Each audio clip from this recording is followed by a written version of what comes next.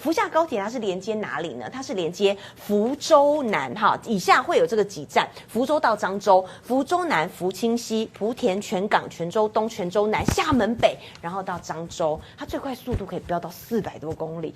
盖的高铁是什么意思？做了厦门、福州整个福建沿海的大局建设什么意思？就表示福建的防空能力非常的强大。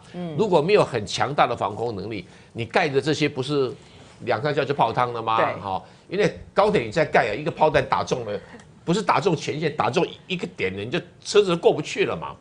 所以对于防空能力的自信是福建大局建设的前提。是。那福建盖的这条高速铁路，我当然特别有感啊，因为我的族谱里面记载历代的祖先就在泉州的武殿寺开设青阳书院。我的这个高速公路通了以后，这个是一个很好的事情啊，我觉得与有荣焉啊，与有荣焉。